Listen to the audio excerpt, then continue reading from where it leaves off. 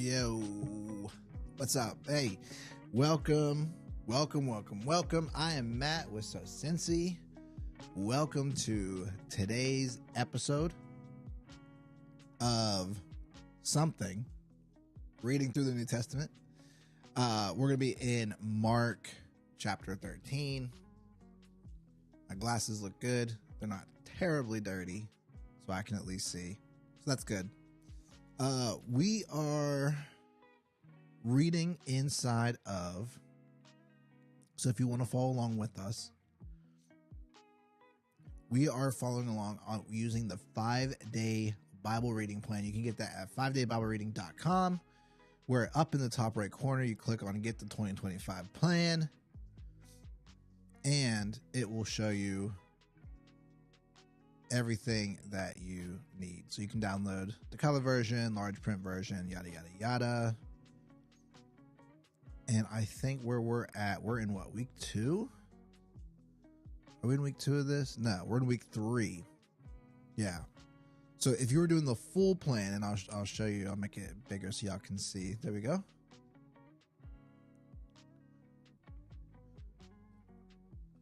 So we would be in, if you were doing the full thing, you'd be reading Genesis 32 through 34, Psalm 145, and Mark 13.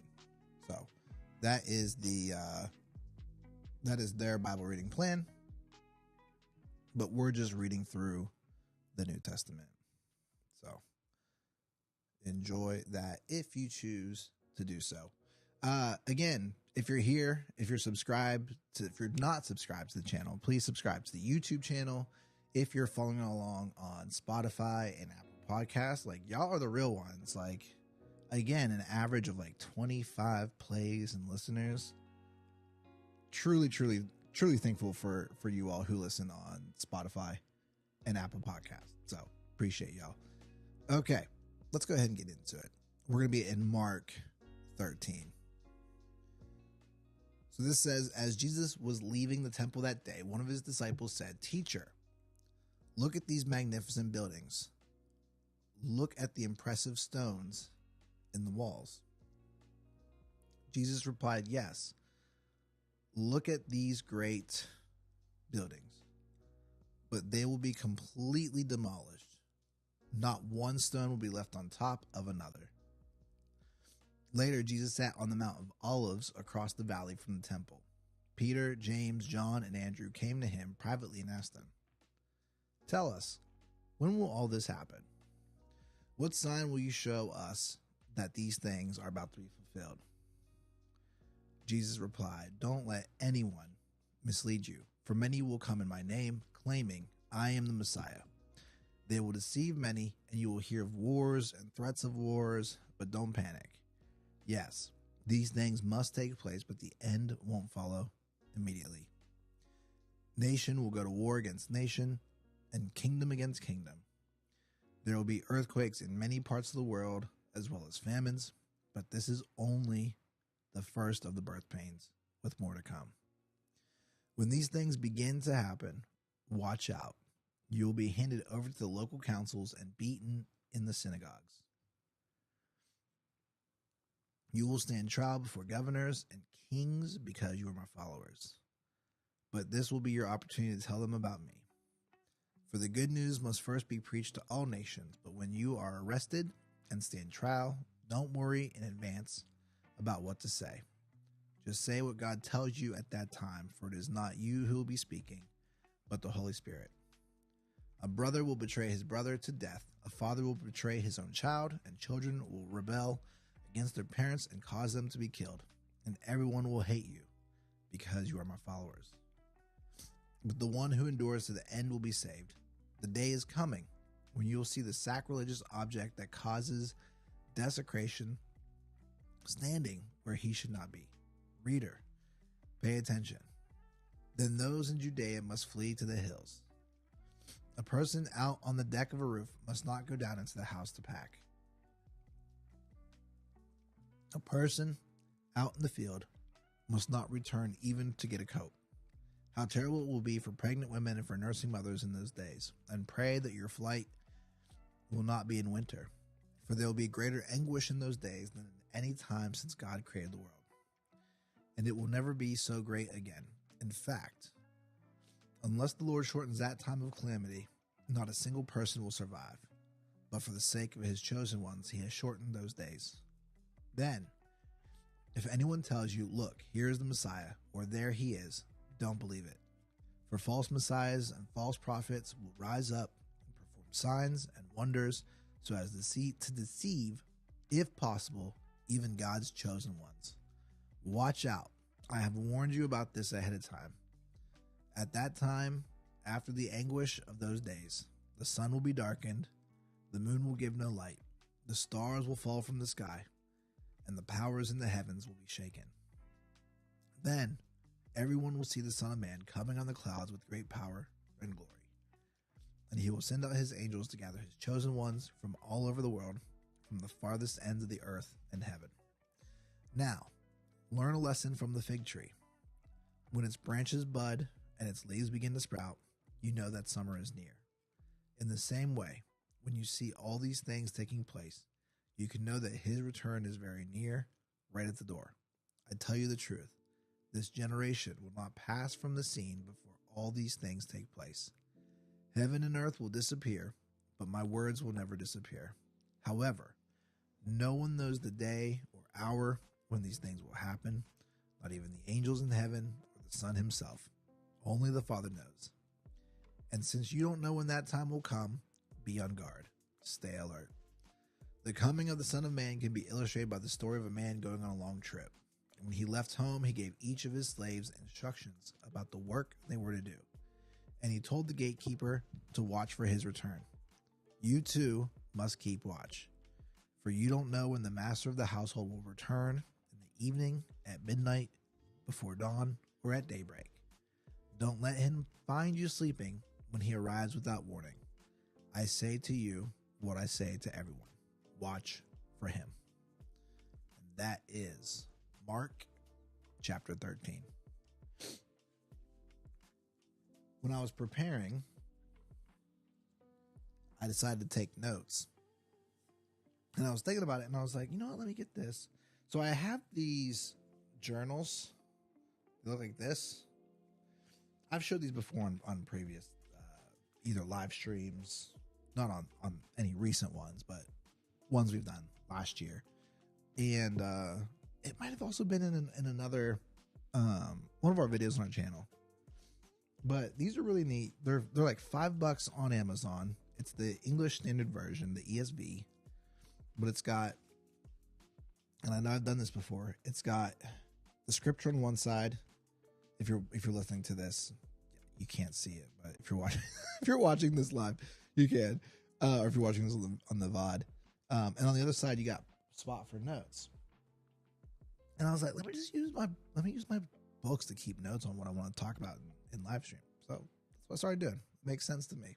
Anyways, so as I was doing this last night, one of the things that kept catching my attention was the phrase "be on guard," watch out, stay alert.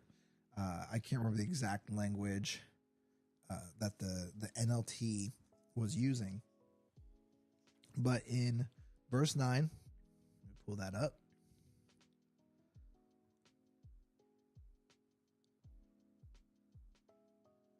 Yeah, verse 9, when you begin to see these things, watch out.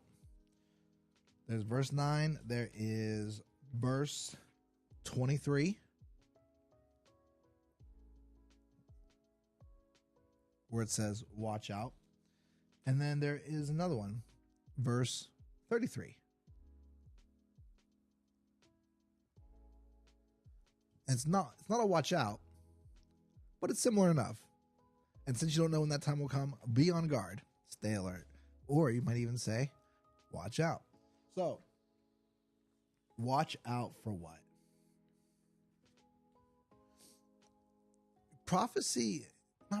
End times is always fascinating.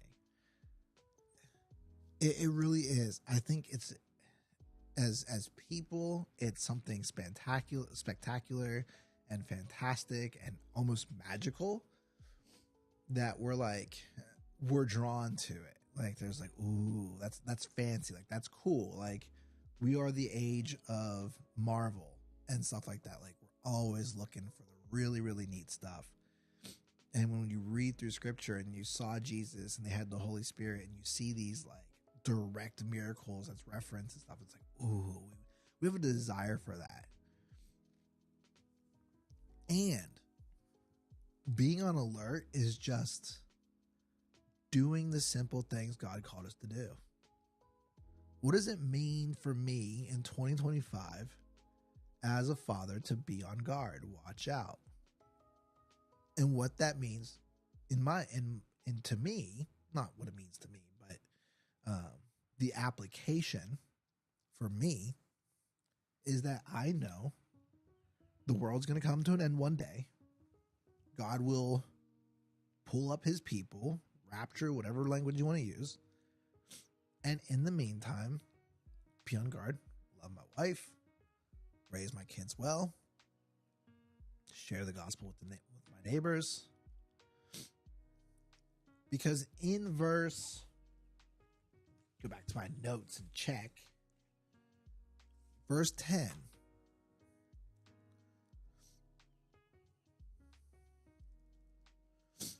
When you want all this stuff to happen, all this spectacular stuff, verse 10. The good news must first be preached to all nations. So people got to hear the gospel. I don't know if this is good to say. If you want to see the end times come, start preaching the gospel to all nations. There's a lot of people in India and China who have never heard the gospel. And if you're just saying like, Matt, that's so offensive to say the gospel. No. It's true. There's a website you can go to. This is really neat. I'm sorry for those of you listening on the thing, but check it out. If you go to joshuaproject.net, there are 7,186 people groups, like different types of people group, broken down by ethnicity, languages, and things like that, who don't have the gospel. They don't have a lot of stuff. So the people group, can you see that well? Not really. Let me adjust this. So the people group called, I don't know if I'm going to say this right, the Aceh in China, a population of 42,000 people. Their primary language is Aceh. Their ethnic religion. They are a frontier, unreached group. What that means is that there is 0% Christian and 0% evangelistic. So so I say that to say that there's all these groups. If you look at these, all these red groups here are individuals whose like they couldn't go to a local church and hear the gospel preached. And so there's lots of factors go into it. They got to first, people got to learn their language. They got to get the Bible translated into the language. And they usually start that off with like the main stuff, like the John 3:16 type verses where they're saying like, for God so loved the world, he gave his only son, yada yada. But they gotta get all these things. And so there's all these, they call it the frontier for a reason. So that's a neat little resource. And also what you can do is that you can go to I Am Praying. Move myself back out of the way. And each day you can sign up for an email. There is a people group that you can pray for, that God will start working in different ways. Will he work through dreams and miracles and the supernatural for people who don't know him? Probably. If I was a betting man, I would say probably. And be praying that God will raise up individuals who love him, who have the funds and the desire to want to go to these things. So Kristen and I, what we do when we work with churches and we're talking with people and we're presenting some sort of evangelistic training, that's what we do. Our prayer before we get out of the car has always been, let people be shaped by the gospel, let hearts be transformed by the gospel. And if there was someone with the desire to want to go to these places, let them have that, be encouraged to do that. And if you want more, there's a whole different thing. There's perspectives. That's a course about world missions. You can learn a whole lot. They bring in missionaries from all over. Really, really neat stuff. But you can do this. So for today, you can pray for, and I apologize, I'm going to butcher this, but you can pray for the Hunan Iu Min in China. And a little bit about them. Their population is 223,000 people. Do they have a Christian adherent? I don't know what that means because I'm not that smart. Is there someone close by? I think that means they're 0%.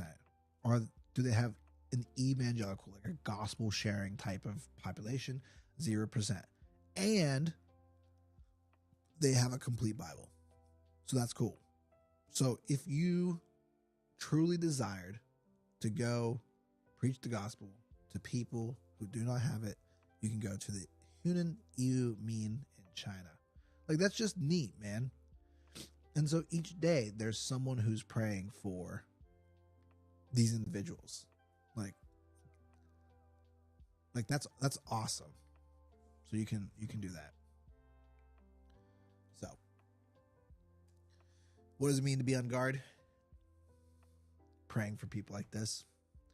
Praying for your wife, praying for your spouse, praying for your husband, praying for siblings, praying for all sorts of stuff. Sharing the gospel. Loving people, man. I know that's real basic, loving people. It's like a real basic thing, but it's true. It's I'll say this. We have a Blink doorbell. So anything that happens on our front porch, I'm seeing it. And we were because of all the snow, we were digging up the snow. We left the snow shovel out there. I'd get a little Blink notification that said there's motion at your door, and I'd check and look and see, and it's one of our neighbors just taking our snow shovels. And my first instant reaction was like, how dare they take my snow shovel? But I ain't using it. I'm laying in bed, like I'm chilling warm. They put it back. Okay. Like it's like God quickly checked me. He was just like, yo, like, chill out, man. Like they gotta use it. They brought it back. Like, it's cool. So we get so caught up in our stuff, but God was just like, nah, man, you were given that snow shovel. It was a blessing. Let it be a blessing to other people. Let them use it. And they put it back. So it's no big deal. It's no big deal. No harm, no foul. But it was just like a quick little gut check, man. But being on guard is part of that. Like being able to help even in the most passive way possible and not being all upset and frustrated about it. So be on guard, listeners. Be on guard, watchers. Let God use you today. Love you guys. Thanks for tuning in. Again, subscribe to the channel. Help us get to 100 subscribers if you're here on YouTube. And also you can follow along on Spotify and Apple Podcasts. You can follow it. Again, we'll be here tonight about 9:30ish. We're going to be doing some neat stuff. Kristen and I will be live streaming. And so tune in then. And then when we're done live streaming, it'll get put up on everywhere. So it'll be on Spotify, it'll be on Apple and all that stuff. So love you guys. I hope you have a great Wednesday. Today Wednesday? Yeah. Today's Wednesday. So have a great Wednesday. Love you guys again. I'm Matt with So Cincy. We'll see you next time.